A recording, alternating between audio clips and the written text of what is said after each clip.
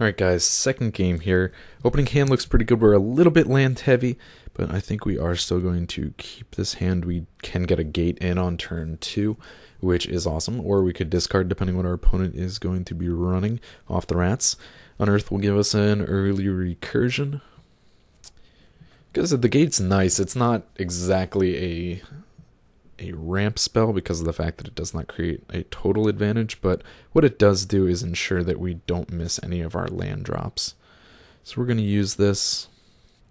I think we're going to get a guild gate here. We have 2 red in hand, so let's go with Golgari.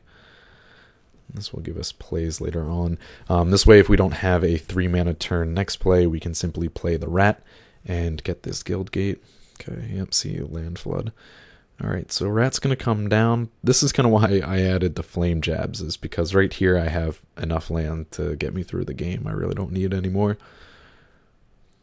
Actually, you know, maybe cutting back land wouldn't be terrible in this deck either. Drop it to, say, 22 at the very most. But it's one of those, you know, odd things about Magic I do run into. Just as many games where I find myself mana short and have to mulligan to 4. So it's just how it always goes. But we're going to get this guild gate down. We don't really miss a play here, and it gives us an opportunity to get that untapped as soon as possible. Gets verdict. Looks like it is, of course, mono black control. May give us an advantage in some aspects if he is running Doom Blades. That will make our lava zombies that much more important because they will be untargetable by those. Unfortunately, mono black control does run a lot of edict effects like those verdicts, especially with things like hexproof running around right now. Makes those even more important. No play, interesting. Okay, draw into another rat. We will make that play and swing through. Something satisfying about making mono black control discard. Maybe that's just me. Gonna be a bit of a slow start here because we're only being able to swing through for 1 damage per. But we do have 2 unearths now. Sting Scourger. Okay, well, land and attack.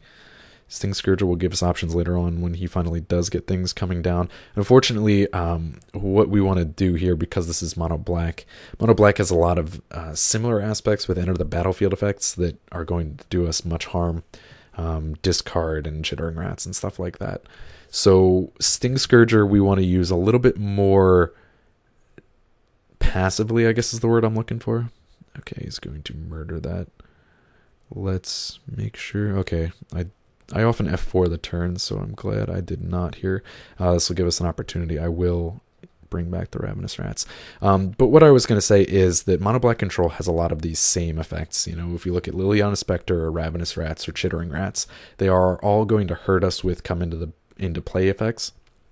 So Sting Scourger you want to be a little bit more cautious about. Use it more for like a big swing to finish the game, because know that anything you're going to return, he's going to get that opportunity to replay.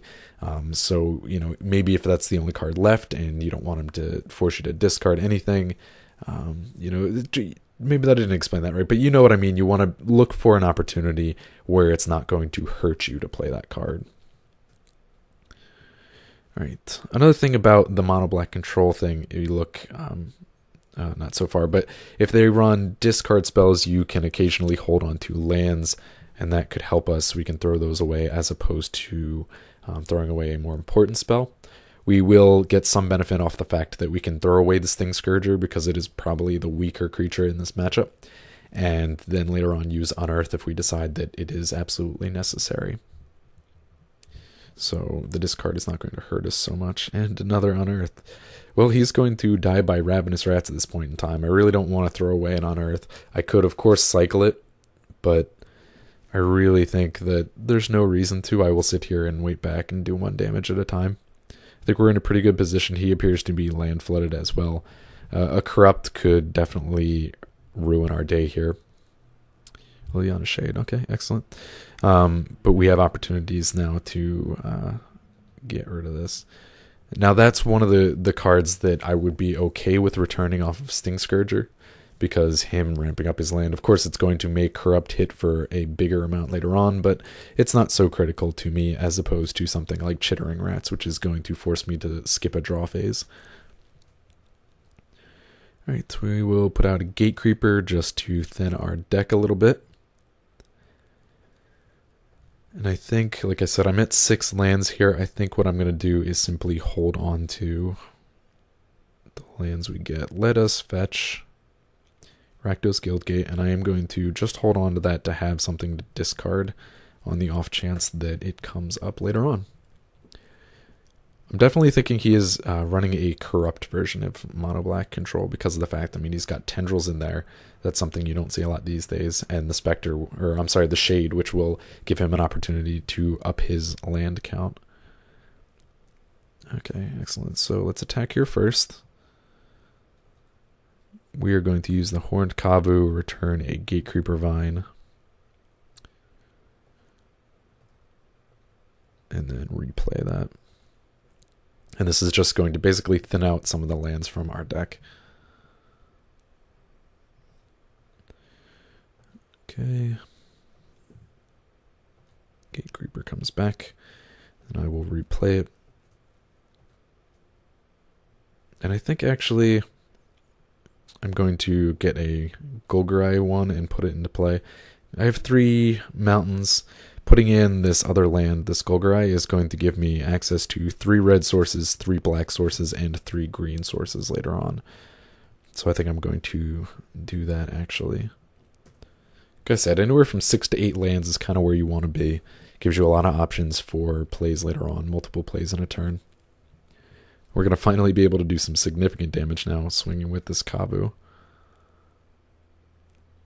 Let's see what he has here. Probably a kill spell coming down at some point. Did he finally get a corrupt? No? Not sure what he's doing. Ah, rats.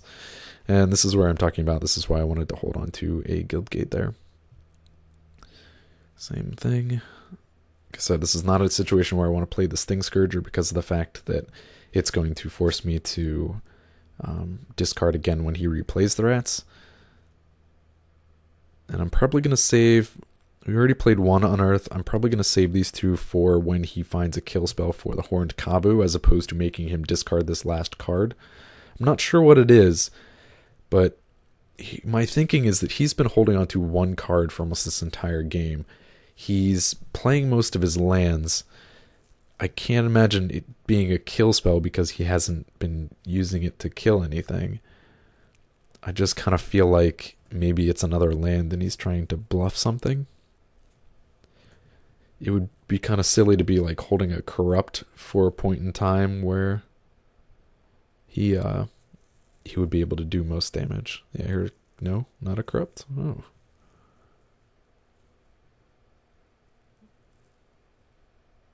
It's gonna be a drain spell? Yeah, I guess he's going to burn me now. Yep, drain. Okay, I'm still okay with that.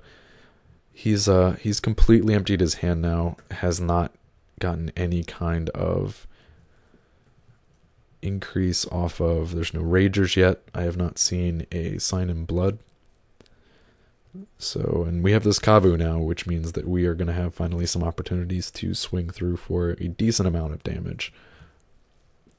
Hopefully we can find ourselves in another Kavu, more land, or a Lava Zombie at some point in time. Lava Zombie here is good. We can use it to bounce the Kavu after attacking, and then replay the Kavu to bounce the Gate Creeper.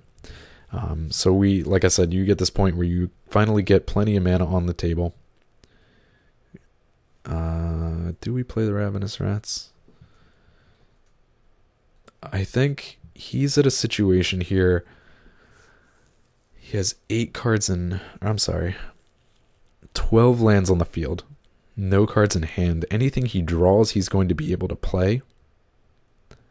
So I'm going to just play this rat so we can do damage faster. There's nothing that he's going to want to hold on to. He's got targets for kill spells. I mean, he's playing Drain Lives and stuff like this. Okay, get rid of a Gate Creeper. Now I have an option here. I could unearth a Gate Creeper to try and thin out some land. But it's not really going anywhere, so there's no real point. Lightning Bolt in hand, we got the win on the table.